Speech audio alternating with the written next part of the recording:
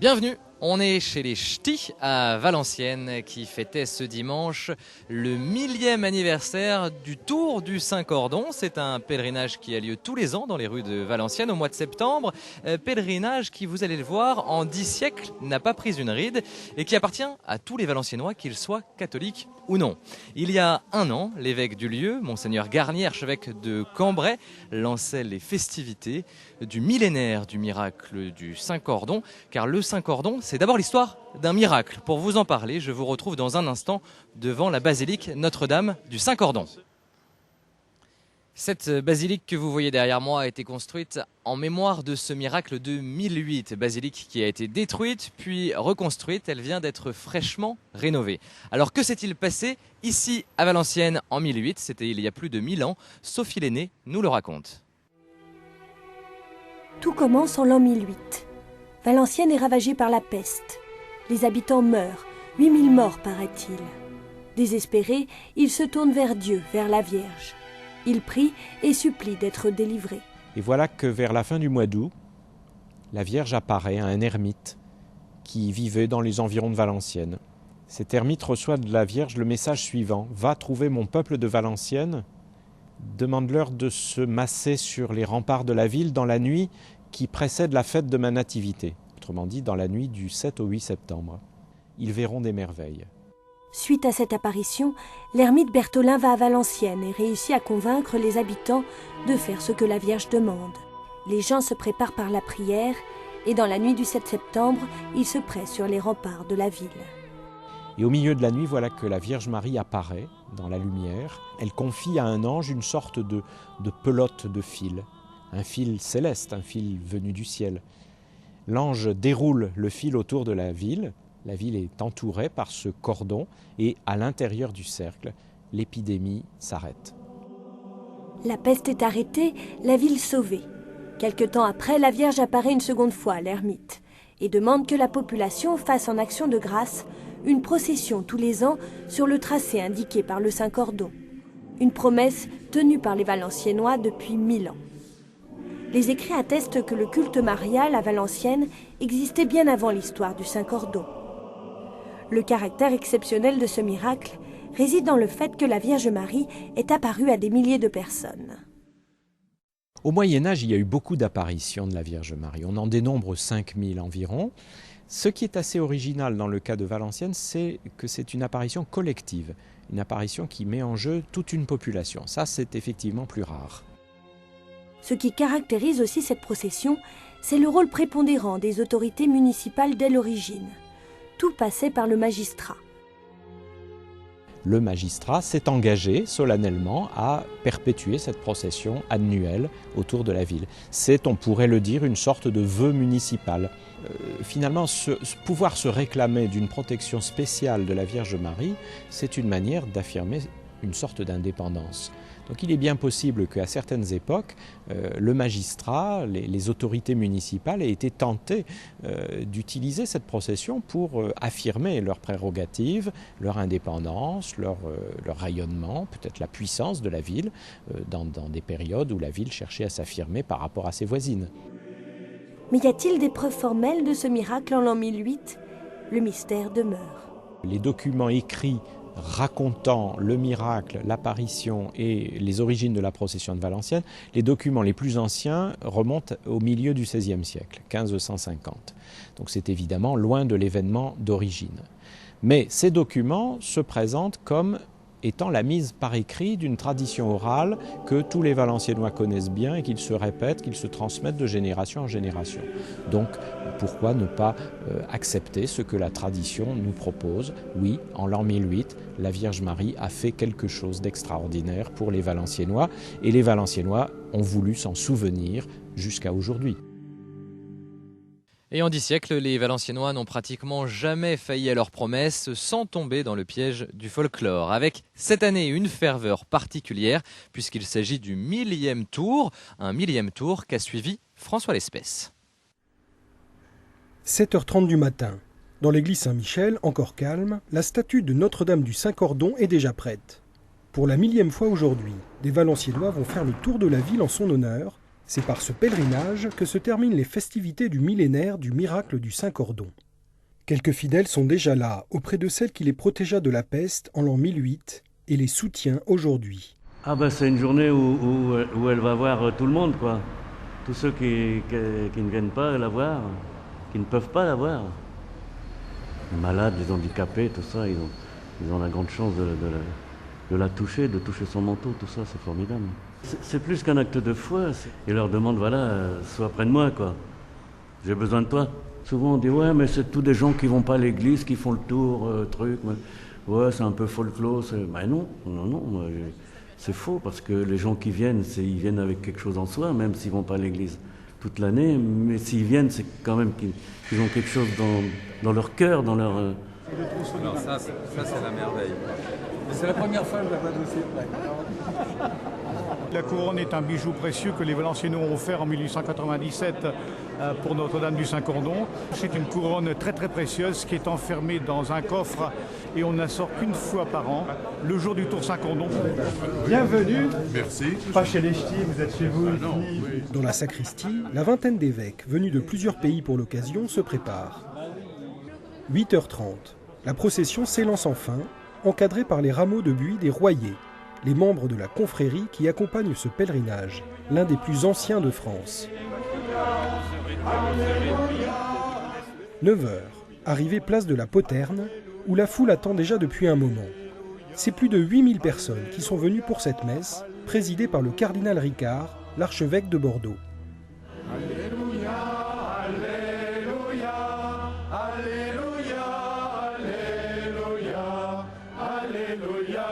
Marie n'est pas qu'une statue qu'on regarde, mais une mère qui prend soin de ses enfants.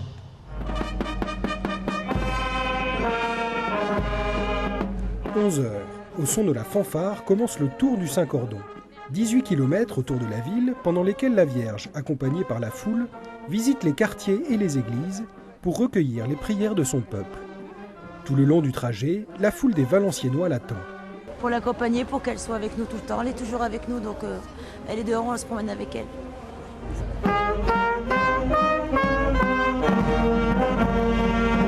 Premier arrêt, vers midi, pour la ronde des enfants, à laquelle participent les évêques présents. Allez, nous apprendra bien à choisir. Et on chante maintenant. Ô Marie de Saint-Cordon, tu sais bien ce qui est bon. Tu nous laves de nos fesses, tu es la maman céleste. Ô Marie de Saint-Cordon, tu sais bien ce qui est bon. Tu nous laves de nos fesses, tu es là. Un beau moment pour célébrer l'esprit d'enfance indissociable de la Vierge Marie. Mais déjà la procession reprend, au chant des cantiques célébrant la Mère de Dieu.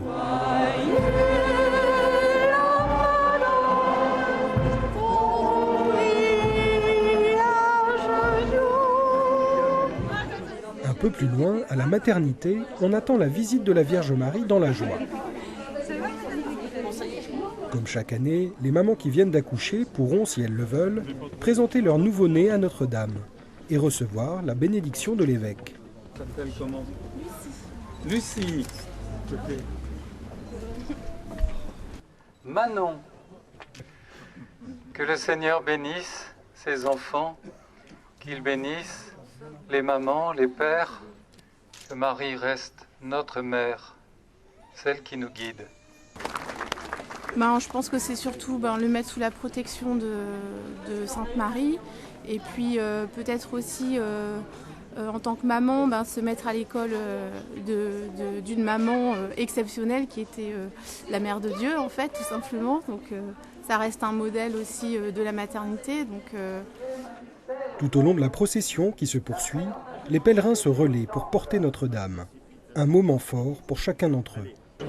Pour remercier la Vierge, déjà parce que je la pleure souvent et j'ai souvent des récompenses, mais aussi je supporte mes peines grâce à elle. C'est quelque chose qu'on ne peut pas décrire. C'est trop beau. Moi, j'ai les larmes aux yeux. Plus tard dans l'après-midi, à l'autre bout de la ville, dans un quartier populaire, les habitants attendent la visite de la Vierge pour eux aussi lui confier leurs prières. Parce qu'on aime bien, puis pour prier. On a des amis qui sont fort malades, alors on a prié pour eux et on a mis des petits papiers pour dire de prier pour eux. Sainte Mère chérie, s'il vous plaît, pour mon mari qui est malade, protégez mes enfants, toute ma petite famille. Donnez-moi la force et le courage de surmonter toutes ces épreuves. Merci Vierge Marie.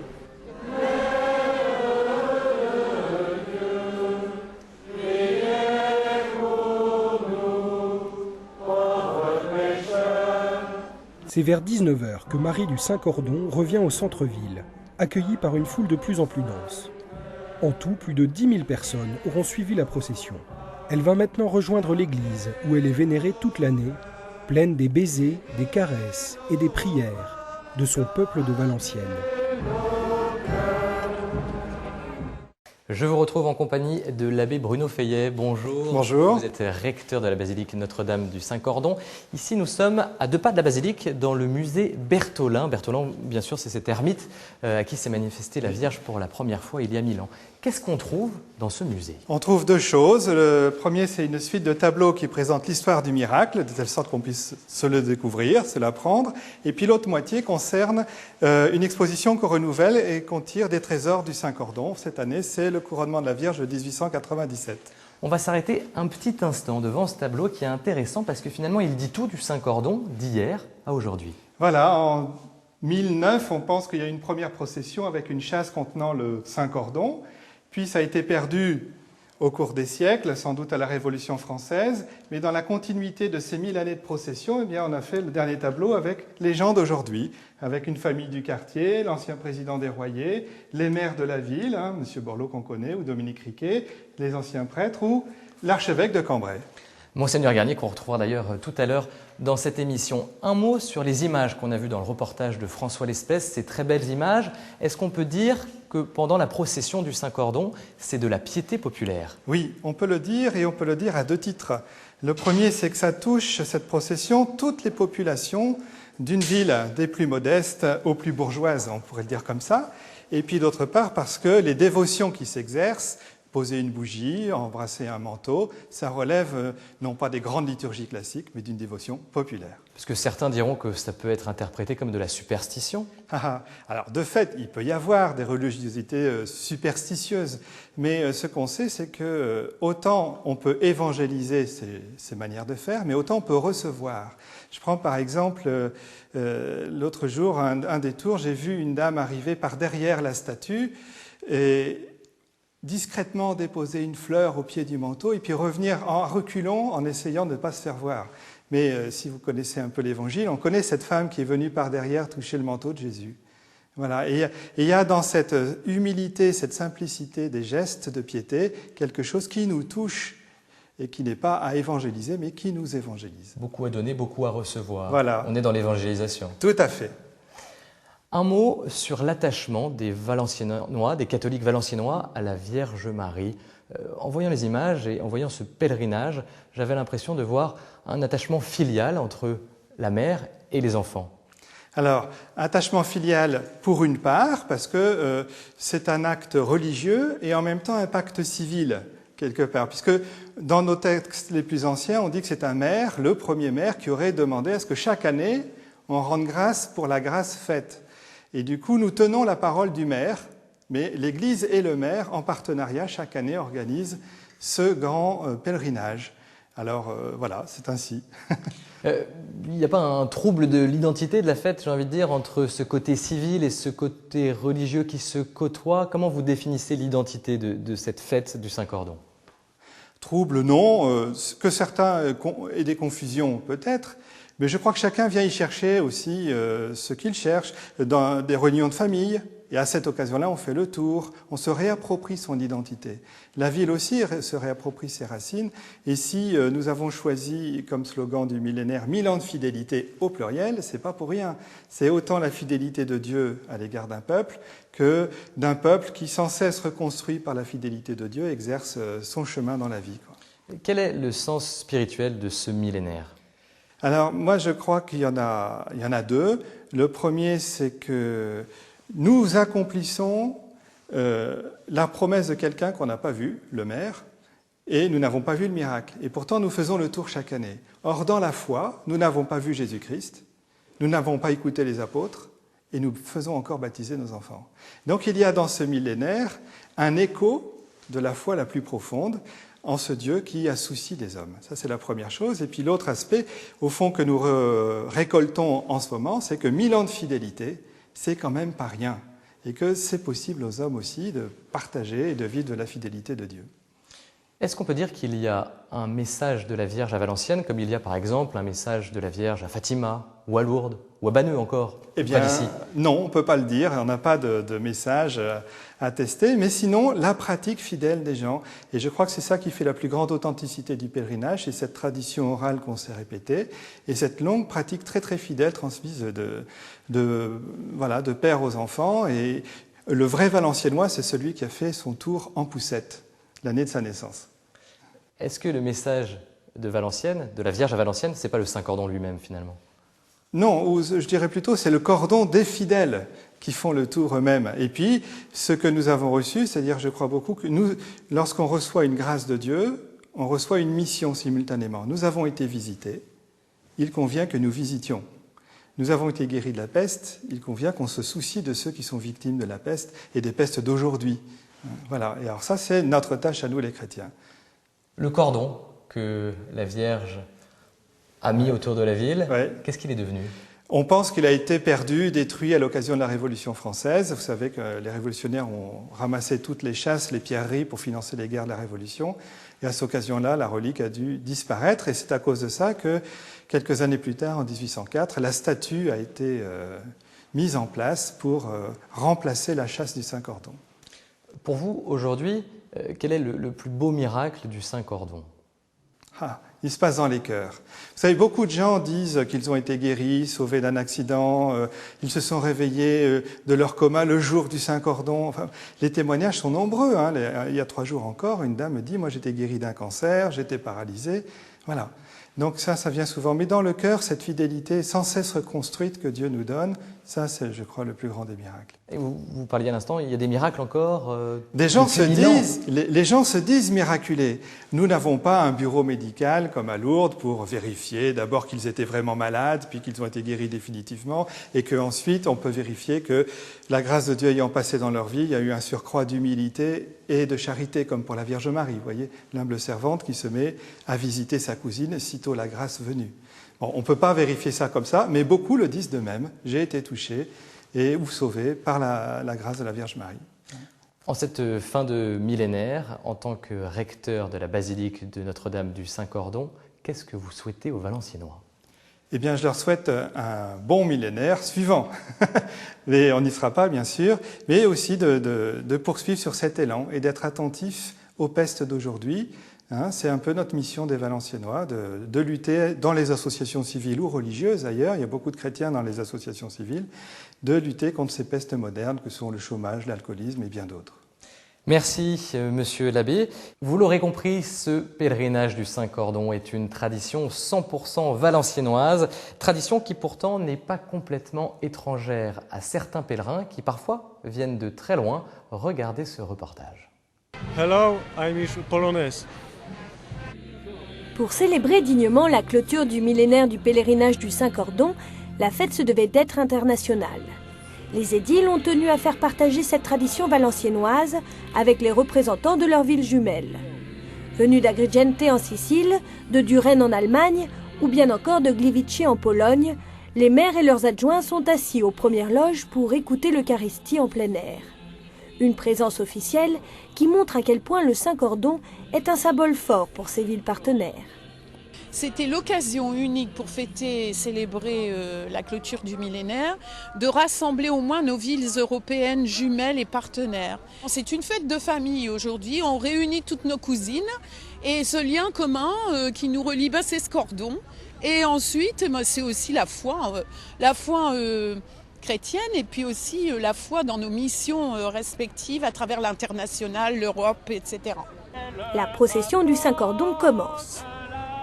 Comme Valenciennes, ces villes ont la particularité d'être catholiques et d'avoir un saint patron qui les protège. Calogero, qui est le saint patron de la ville d'Agrigente et qui se fête le premier dimanche de juillet. de Rennes, en Allemagne, dans la Rhénanie, nous avons la Sainte Anne comme patronne de notre ville. Et au mois de juillet, chaque jour, nous avons une grande fête religieuse, mais aussi une grande kermesse à la fête de notre patronne Sainte Anne, mère de Marie. En tête du cortège, juste derrière les diacres et les enfants de chœur, les porteurs de chaque délégation brandissent fièrement les étendards où sont représentés leurs saints.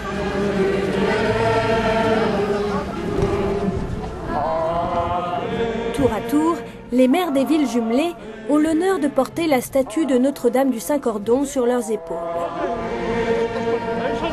Fascinés par la ferveur des milliers de pèlerins, les maires semblent ravis de participer à cette dévotion mariale.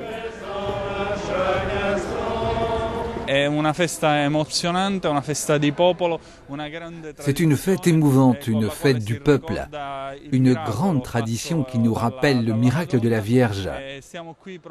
Nous sommes ici juste pour honorer la Vierge parce qu'elle continue à donner la foi et la grâce pour faire face aux problèmes d'aujourd'hui. La commémoration de la clôture du Saint-Cordon, un bel exemple d'élan de fraternité à suivre. Car c'est en s'unissant que ces villes partenaires pourront lutter contre les pestes modernes. Bizarrement, ce pèlerinage ne concerne pas que les croyants. Il appartient à tous les Valenciennois, qu'ils soient catholiques ou non. Une identité étonnante sur laquelle Sibylle Delettre a enquêté. Dès les premiers mètres de la procession, la statue de la Vierge est portée par monsieur le maire en personne, Dominique Riquet, accompagné de ses adjoints. Une tradition millénaire, immanquable pour le maire.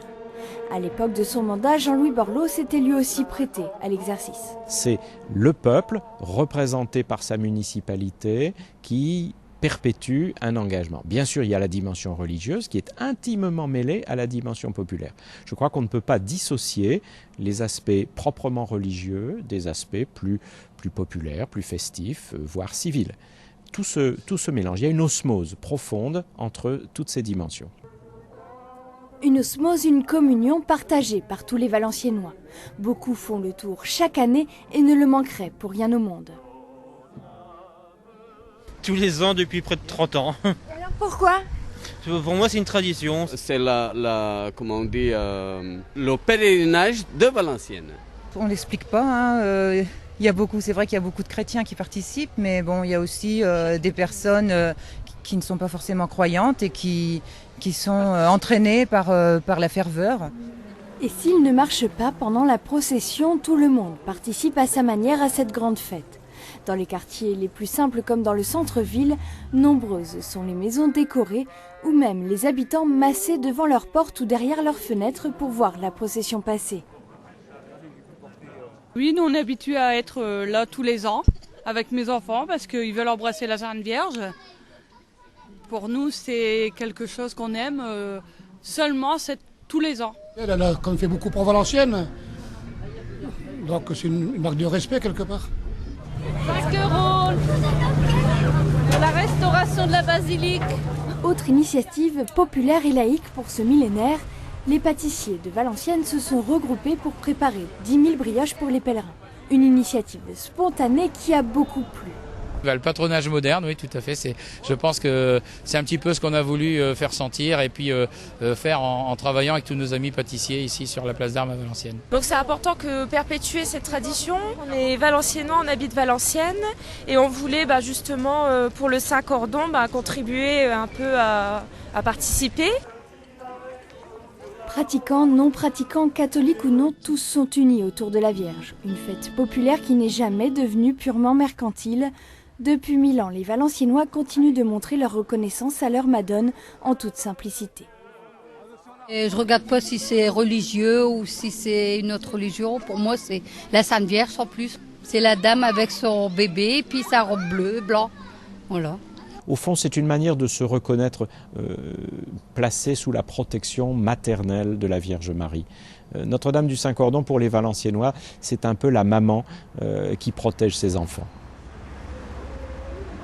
Notre-Dame du Saint-Cordon est ancrée dans la vie de chacun. Elle fait partie intégrante des racines collectives des Valenciennois, une identité commune qui se manifeste aux yeux de tous chaque année, le deuxième week-end de septembre.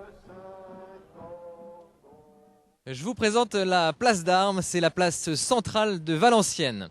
On va maintenant poursuivre la réflexion autour de l'identité profonde de ce pèlerinage du Saint-Cordon, où vous l'avez vu, le religieux et le civil sont étroitement mêlés. Pour cela, j'ai rendez-vous avec le maire de la ville qui nous attend dans son bureau. Je vous retrouve dans le bureau de Monsieur le maire, Dominique Riquet. Bonjour, merci de nous recevoir à l'hôtel de ville. On a bien compris que le maire de Valenciennes est l'héritier d'une parole donnée, ou en tout cas d'une promesse faite il y a 1000 ans. Mais quand même, quand on vous voit porter cette Vierge Marie, cette statue de la Vierge, on peut se dire que c'est étonnant. On n'a pas l'habitude, en tout cas en France, dans la République française, attachée au principe de laïcité, de voir un maire agir de la sorte. Comment vous vivez cette procession ? Comme maire, je la vis dans la continuité d'une tradition qui est attestée depuis probablement le XIIIe siècle, hein, c'est clair. Alors, la promesse de 2008, du miracle, elle remonte à un moment assez lointain sur lequel il n'y a pas de données scientifiques. Mais en tout cas, ce qu'on est sûr, c'est qu'au départ, c'est une démarche, comme on disait, du magistrat, c'est-à-dire c'est comme ça qu'on appelait le conseil municipal à l'époque. Et donc, moi, je m'inscris dans une continuité qui est une continuité de la ville. Hein. Bon, j'ai pas de difficulté sur le sujet. Alors, je crois que cette continuité-là, en tout cas, elle a sublimé le temps et les régimes et les convictions. Vous ne recevez jamais de coups de fil ou de lettres d'administrés qui sont choqués par votre présence au sein d'une procession religieuse ? C'est jamais arrivé une fois. Zéro. Ni échange verbal à ce niveau, ni encore moins lettres, mails, coups de téléphone. Jamais. Pas de polémique ? Non. Non, il n'y a pas de polémique sur le sujet dans la ville. Enfin, en tout cas, s'il y en a, ils ne sont pas parvenus. Est-ce que tous les maires dans l'histoire de Valenciennes ont joué ce jeu-là, ont joué ce rôle lors de la procession ? Alors il y a eu des petits couacs, ils sont relativement récents hein, dans l'histoire. Bon, il y a eu des petites difficultés en 1906-7, comme vous vous en doutez. Bon, malgré tout, la procession a eu lieu. Et puis en 26, il y a eu une municipalité qui a interdit la procession hein, sur les motifs qu'on imagine, et qui a d'ailleurs été blackboulée l'année d'après. Ça avait donné lieu à des échanges très violents, en revanche, au conseil municipal à l'époque. Et puis il y a eu une interdiction pendant la guerre 14-18 pendant 2 ans, parce qu'on était occupés et que ça pouvait être assimilé à un rassemblement suspect ou nationaliste, comme quoi d'ailleurs chacun interprète les choses. Et sinon, je pense que c'est à peu près tout. Une fidélité assez exemplaire de la part des Valenciennois.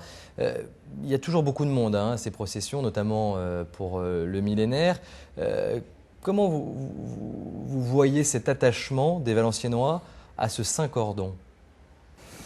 Comment vous l'expliquez ? Je crois qu'il procède probablement de plusieurs choses. Je pense qu'il y a une conviction religieuse, c'est-à-dire la procession, elle est une manifestation au premier chef religieuse. En tout cas, elle l'est devenue de plus en plus, apparemment. Et puis, il y a une conviction identitaire, parce que je crois que c'est un moment identitaire fort. Donc, il y a une part qui est cultuelle, et il y a une part qui est culturelle. Mais c'est mélangé tout ça ? Oui, c'est mélangé. Il y a, dans le bon sens du terme, il y a une confusion, quoi, je veux dire, clairement. Est-ce que c'est pas une autre manière de vivre la laïcité ?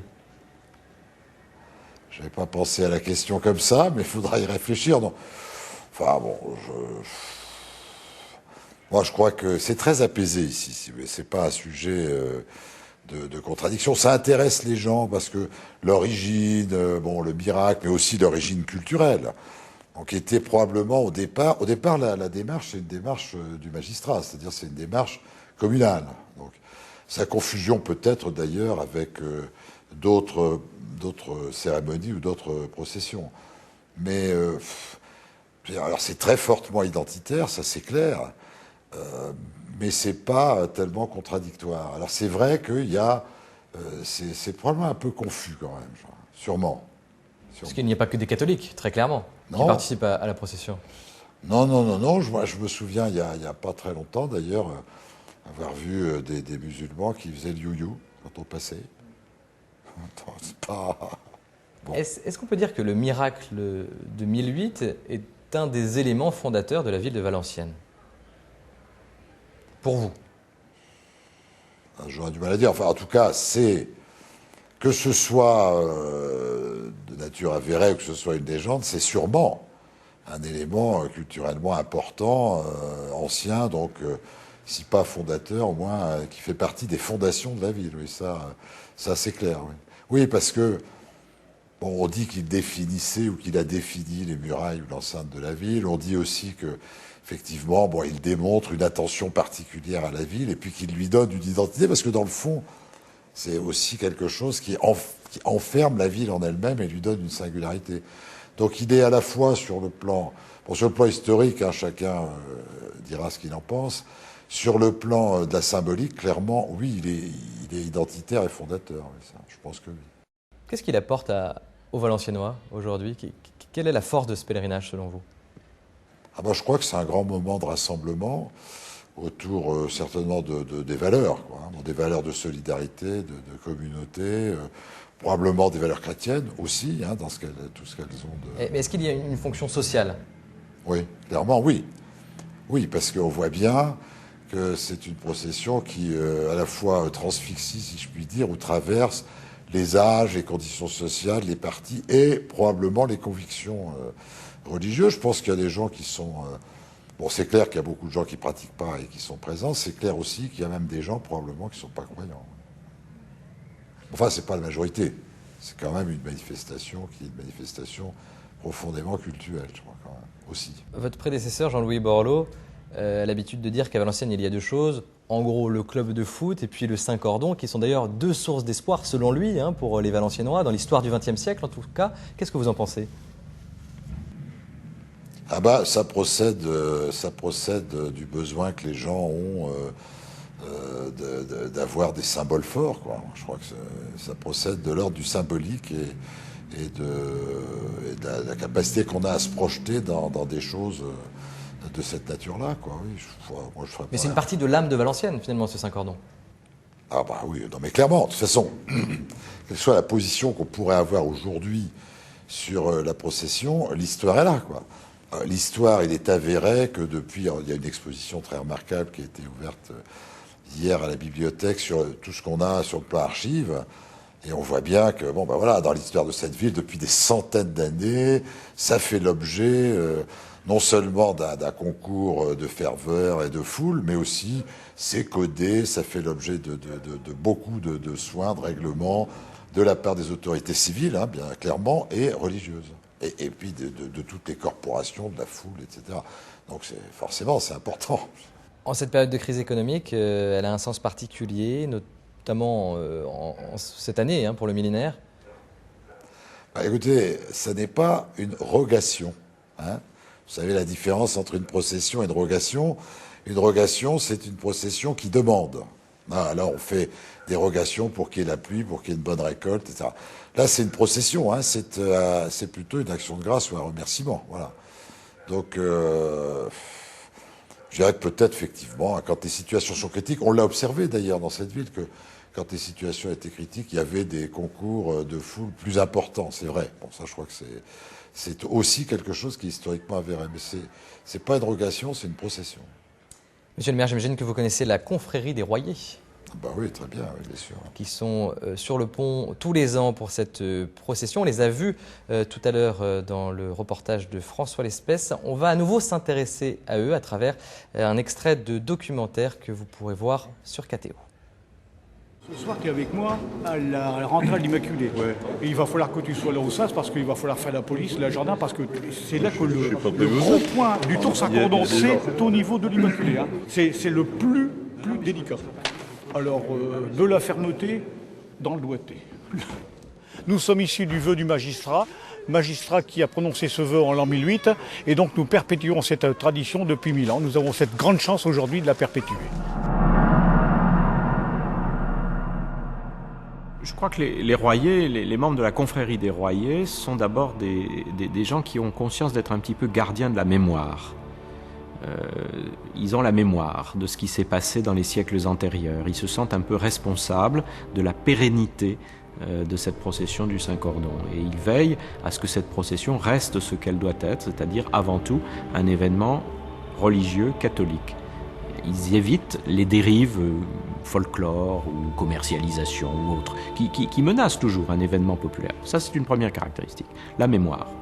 La deuxième caractéristique, c'est que on ne manipule pas une statue qui pèse plus d'un quintal n'importe comment, et les royers ont tout à fait conscience de ces aspects, je dirais, de sécurité et d'avoir à veiller sur les conditions matérielles de la procession. D'après la tradition, dès l'an 1012, cette confrérie fut instituée pour garder le souvenir du miracle. Pieds nus et vêtus d'une robe ample, rayée, d'où leur nom, ils gardaient la chasse, munis d'un bâton garni de buis. Si leur costume a évolué, ils portent toujours brassard et cravate rayée. C'est à eux qu'on doit la statue de la Vierge créée après les troubles de la Révolution. D'autres confréries, comme celle des Damoiseaux, n'ont pas résisté à l'usure du temps.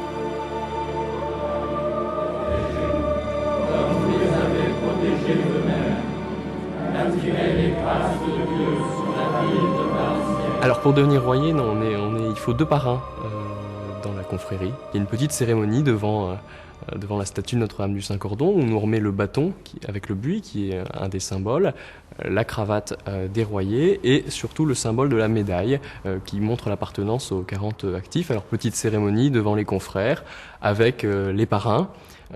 Et où on promet une certaine fidélité à la confrérie et notamment d'être là tous les ans pour le fameux tour du Saint-Cordon. Tiens. Merci. Oh là là, ils sont formidables dans le quartier. 43 ans de service, au service de Notre-Dame Saint-Cordon, dans la confrérie une et indivisible, et à qui nous devons le respect à nos prêtres. Ça, c'est très important.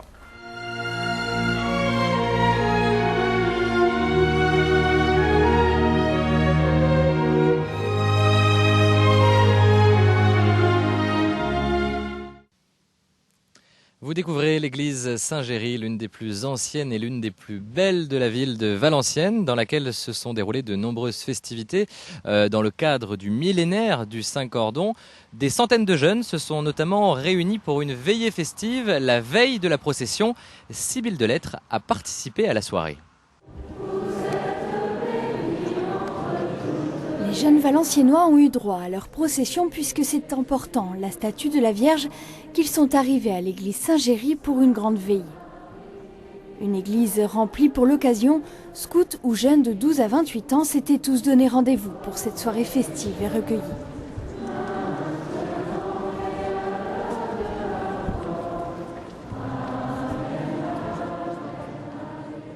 Aux commandes de la soirée, le groupe de pop louange Glorious. Entre chansons ultra populaires chez les jeunes et moments plus recueillis, Glorious a fait un véritable carton auprès des adolescents. Ce soir, si vous êtes dans cette salle, ce qu'on vous dit, c'est ouvrez votre cœur à Jésus. Si je devais dire une note sur 10, je dirais 9. Franchement, c'est super bien. Les chanteurs, la musique, l'ambiance, savoir de passer à une ambiance où tout le monde claque des mains, tout le monde chante, à une ambiance très recueillie tout de suite dans la prière, assis par terre, chacun dans son cœur. Voilà. Dans la maison de Dieu, Après plus d'une heure de chant et de louanges, le groupe a passé la main aux frères franciscains du Bronx pour un prêche autour de la figure de Marie. Il y a des tas de gens qui, passez-moi l'expression, crèvent de solitude autour de nous. Des tas d'enfants, ados, en échec scolaire, qui n'attendent qu'un tout petit peu d'aide pour repartir. Écoutez votre cœur et mettez-vous à leur service. Un témoignage qui a fait comprendre à ces jeunes que Marie vit les souffrances à leur côté. En prenant des exemples concrets de la vie de tous les jours, le frère a réussi à leur donner un peu plus le goût de l'entraide et du partage. C'était un témoignage qui donnait envie d'agir comme lui il a agi, de témoigner, d'aller au service des autres. C'était beau, moi je trouve ça beau. Souvent on entend plus les évangéliques parler, donc on n'entend jamais parler de Marie, et là ça nous montre un peu qu'on est présent, quoi, et qu'on a toujours Marie avec nous, et que c'est un soutien en plus, comme nous catholiques en fait.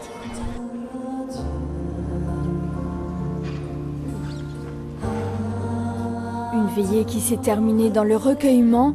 Tous ont pu adorer le Saint-Sacrement pour sentir la présence de Dieu au plus profond de leur cœur. Après ce reportage festif, je vous retrouve dans le très beau jardin du presbytère de l'église Saint-Géry, où j'ai rendez-vous avec Monseigneur Garnier, l'archevêque de Cambrai. Bonjour Monseigneur. Bonjour. Merci d'être avec nous. Dans ce reportage, on vient de voir les franciscains du Bronx qui étaient là ce week-end. J'ai entendu dire qu'ils allaient peut-être s'installer dans votre diocèse. Vous avez de bonnes oreilles.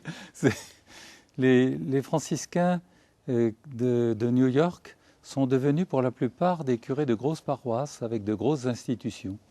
Et les franciscains du Bronx ont obtenu de l'archevêque de New York la possibilité de revenir à l'esprit primitif de Saint François.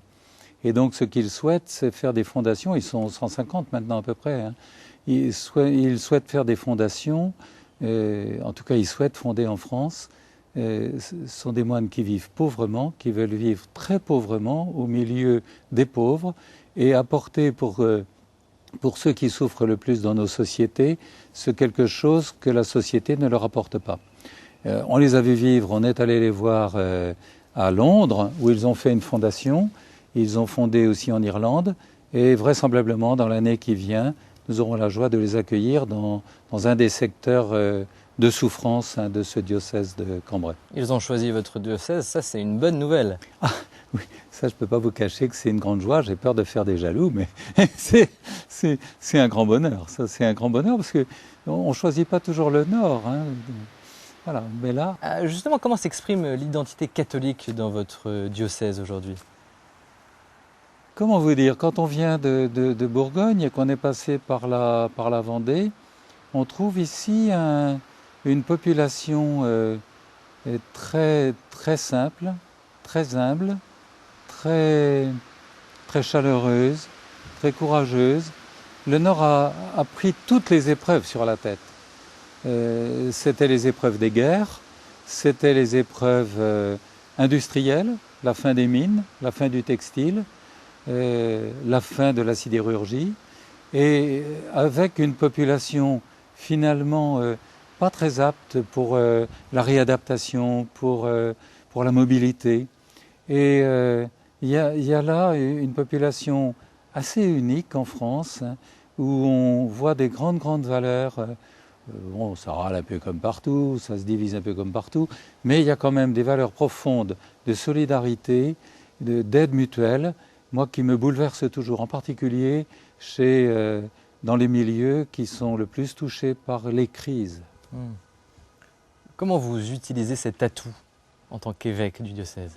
Écoutez, en tout cas, avec le millénaire de Notre-Dame du Saint-Cordon, l'accent qu'on aura mis depuis plus d'un an, c'est un appel à tous les baptisés, et puis à tous les hommes et à toutes les femmes de bonne volonté, c'est un appel constant à faire partie des premiers qui, au nom du Christ pour les chrétiens, avec Marie pour les chrétiens, luttent contre les pestes. Et il y a trop de pestes dans nos vies personnelles, hein. Je pense quelqu'un qui s'affronte par exemple à la maladie de l'alcool ou à une autre addiction. Mais je pense aussi aux pestes qui s'abattent dans nos familles, les divisions familiales, à celles qui empestent la vie de l'Église, avec des conflits entre croyants qui rendent la foi un peu incroyable, qu'il soit un pour que le monde puisse croire quand même. Il faut toujours écouter l'évangile de Saint Jean. Et je pense aux pestes aussi qui traversent toute notre société. La crise financière, depuis quelques années maintenant, a montré à quel point elle pouvait être une peste. une peste infiniment grave pour ceux qui souffrent le plus. Donc vraiment, sans repartir sur des conflits d'interprétation, sur ce qui s'est passé il y a 1000 ans, sur ce qui s'est passé depuis, il y a une fidélité de base des baptisés à leur Seigneur, s'ils font partie, à cause de leur foi, de tous ceux et de toutes celles qui luttent contre l'une ou l'autre de ces pestes. 1000 ans après le miracle de la Sainte Vierge, quelle est la peste la plus marquée dans votre diocèse aujourd'hui? C'est celle des précarités, c'est clair, c'est celle du chômage. On commençait à sortir un petit peu le nez de l'eau il y a 3 ans, par là, 2-3 ans, et c'était un espoir de voir qu'on passait en dessous des 10% de chômage. Et puis à nouveau, cette crise nous replonge le nez dans l'eau. C'est vraiment la peste majeure, parce que quand vous êtes chômeur, et quand vous n'osez plus sortir parce que vous n'avez pas de travail, quand vous devenez... le rapport avec la famille, le rapport avec les enfants, le rapport avec l'épouse ou l'époux, ça change quand on n'a pas de travail. Et quand, par exemple, on se laisse prendre en plus par la folie des jeux ou par la folie de l'alcool, c'est tout un enchaînement de drames qui se termine souvent par des séparations, des divorces et par des plongées dans la misère, quoi. C'est clair que c'est la peste majeure. Quelle réponse ou tentative de solution vous apportez pour... Écoutez, les chrétiens ne sont vraiment pas absents. Moi, je trouve, là, vraiment, je ne sais pas si la société le reconnaît, mais par les équipes Saint-Vincent, je pense aux équipes Saint-Vincent qui travaillent sur le quartier de la Briquette et qui régulièrement sont en contact avec une centaine de familles pour vraiment, pas seulement donner de quoi manger, mais éduquer. Il y a des rencontres, il y a une espèce de contrat qui fait que les femmes qui sont aidées doivent venir pour se former à l'hygiène, à l'équilibre alimentaire. Il y a une formation qu'elles aiment beaucoup, c'est savoir dire non à son enfant. La plupart du temps, ce sont des femmes seules qui ont beaucoup d'enfants. Quand je pense à ce que fait l'ensemble du Secours catholique dans ce département, quand je pense à ce qu'ont fait aussi le Secours catholique et les équipes Saint-Vincent du côté de Maubeuge l'an dernier, quand il y a eu cette fameuse tornade qui a cassé 1 millier de maisons quand même, et ce qu'ils continuent de faire.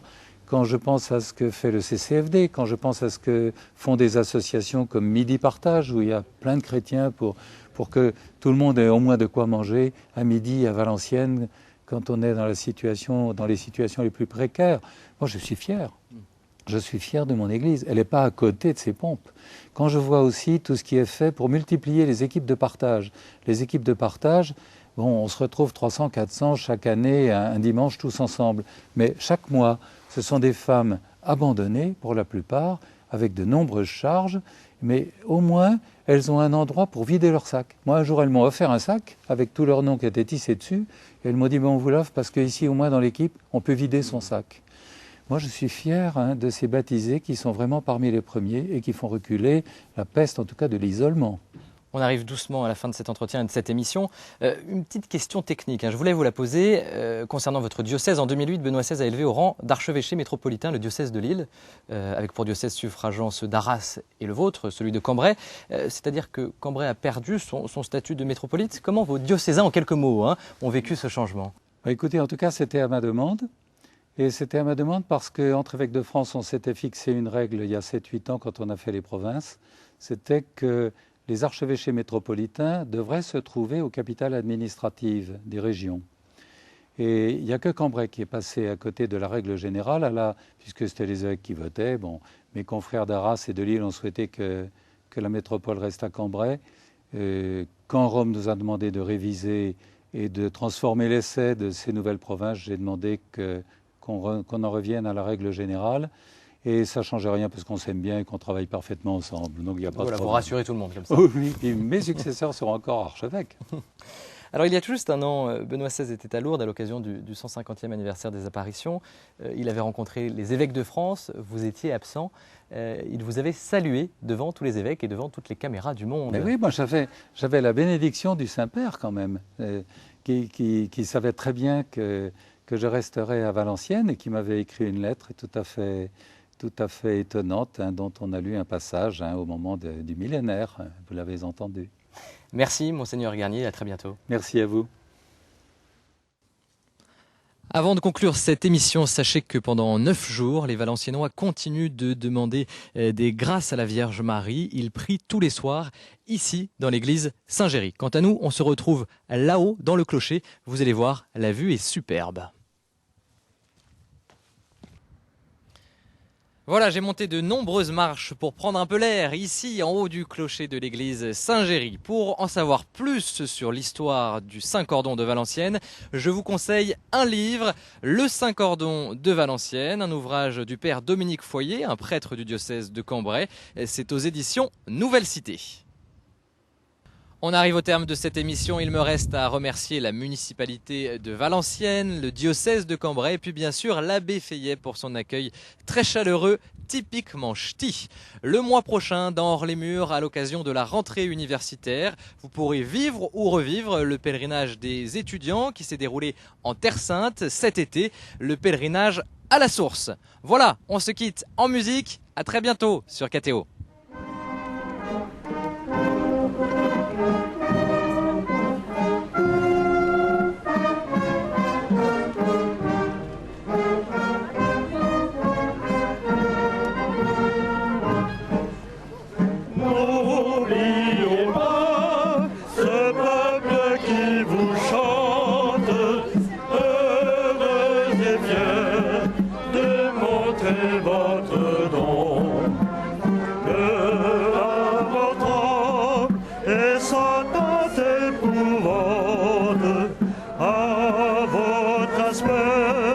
Dame du Saint-Cordon.